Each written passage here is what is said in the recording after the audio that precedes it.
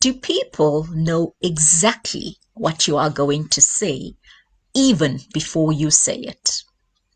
We sometimes can get to a stage where your audience, the people that you regularly speak to, know exactly how you are going to say or explain something even before you speak. Now, this happens to thousands of people every day. Hey there, I'm Bash from Bash Technical and Meeting English. I am a successful online business and technical communication coach for engineering professionals since 2020, and I'm ecstatic to begin connecting with you here on YouTube. Now, that's enough about me. Today's topic is perfect for those who want to improve how they communicate and not sound repetitive. Now, what do I mean by the word repetitive? To not use the same old words over and over and over again in your meetings and discussions. I'm confident that you can change this experience, and this is why I created this video, to help you to begin to switch things up to sound more interesting and exciting when you speak. Are you ready? Cool. Let's go. So we are going to focus on and explore how to stop using the word very all the time. It's boring. Now, had I used the word very boring, I could have substituted that with the word dull instead. So, what's the plan of action? Do this for me, please. Take a few seconds to think about how many times you usually use the word very in a single day. Your recollection could include examples similar to the following. I'm very late. I'm very good. I'm very happy. This process is very slow, and so on. So we don't actually realize it, but we do use the word very all the time, don't we? I'm going to confess. I'm also guilty of this from time to time, and I've got to check myself and make sure that I don't do it again. We tend to use the word very to add emphasis to adverbs and adjectives. So, what other words can we discover to use to make our language sound richer, more interesting, and more fluent? To help you along, I have also included meanings for deeper understanding for certain words. And I've also included example sentences demonstrating how you can begin implementing these words immediately, saving you invaluable time, I'm sure. Now, here's a tip for you. Take a pen and paper or create a Google document in your Google Drive to write down words that you would like to use from this video and for any additional interesting game-changing information from other videos of mine that you may come across in the future. This tip will remove the effort to try and remember everything all at once. Here's our first word to explore today. Very fast. And a substitute word for very fast could be rapid. Rapid is an adjective, and it talks to happening in a short time or at a great rate. Now, the example sentence that we could use is, John speaks rapidly when nervous. Other words that you could use to replace very fast are swiftly or swift, speedy, quick, quickly, urgently, blistering, breakneck. Now that's an interesting word. Breakneck describes something or someone that is extremely fast, and it often implies danger. Another word is whirlwind, lightning, supersonic. I'm sure that you guys have come across this word. Flat out. And flat out talks to something moving at maximum speed, similar to the last lap at a Formula One race, as an example. In addition, formal use for the word very fast could be expeditious and accelerated.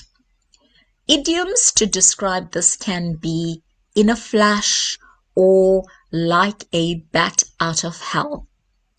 An example sentence for breakneck is, I need you to get on your bike and deliver this document at breakneck speed. All of the above words and phrases speak to doing something extremely fast because time cannot be wasted. Now let's move on to our second word, and that word is very good. A substitute word for very good can be superb. Superb is an adjective, and it describes when someone or something is very good or excellent. An example sentence is, the service in this hotel is superb. Here are some additional substitute vocabulary for very good, and they include excellent, exceptional, first class. First class is an adjective, and it describes something being of the best quality or at the highest grade. Another word is outstanding, marvelous. Marvelous talks about something that is extremely good or pleasing. Wonderful is another word, fabulous, top-notch, and that describes something that is of the highest quality. First-rate, also best in the class of whatever it is that you are speaking about, right? Then our next word could be highest order, and that signifies top tier quality, extremely excellent quality. Simply put, these substitutes describe when someone or something is very good or excellent. Another example sentence could be, I read over your report, Eric, and I think it is top notch, or you could say first rate as well. Now here's something interesting. What are the possible slangs for the word very good? You could use badass or cool. Excuse my French. So here's an example sentence for this idiom. That was a badass company Christmas party. Moving on, let's look at our third word, and that word is very short. Now, a substitute word for very short can be brief.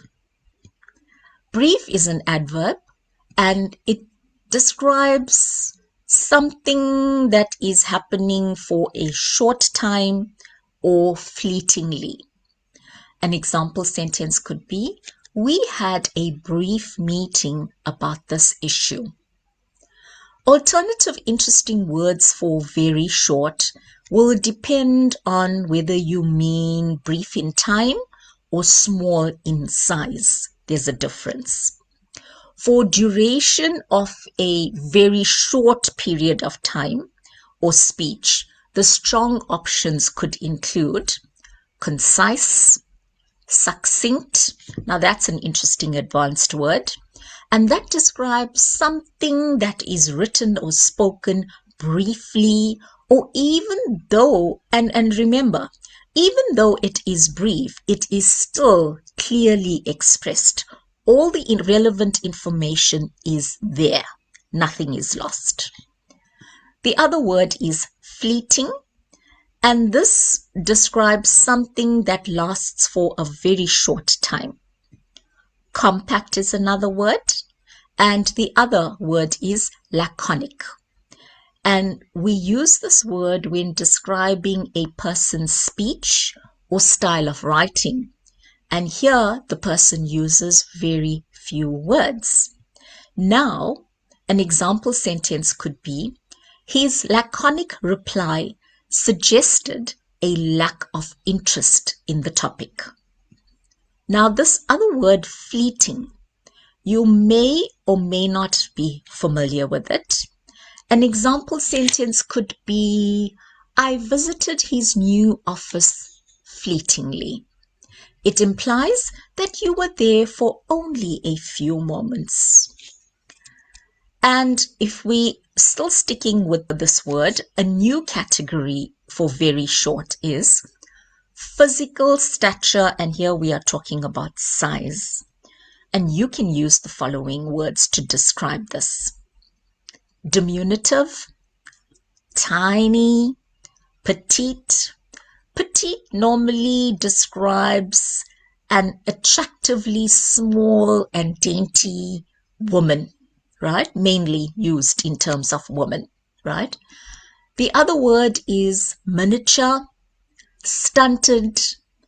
Stunted talks about something being prevented from growing or developing properly, stunted. Compact is another word.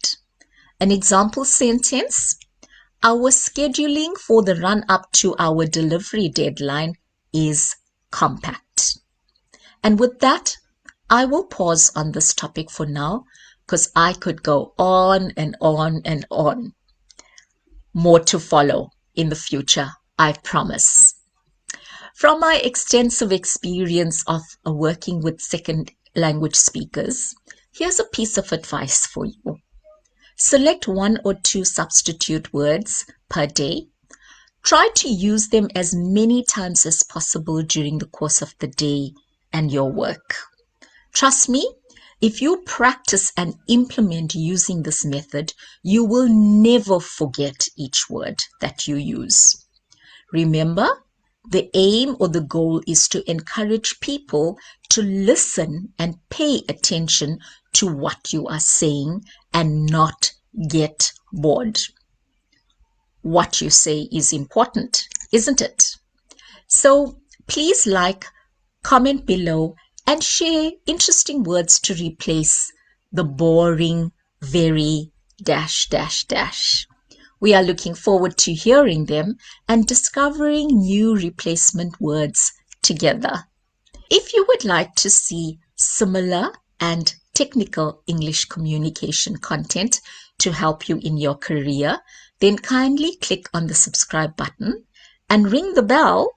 Don't forget, ring the bell to get notified when I post something new. I'm looking forward to engaging with you. See you on the next one. Cheerio.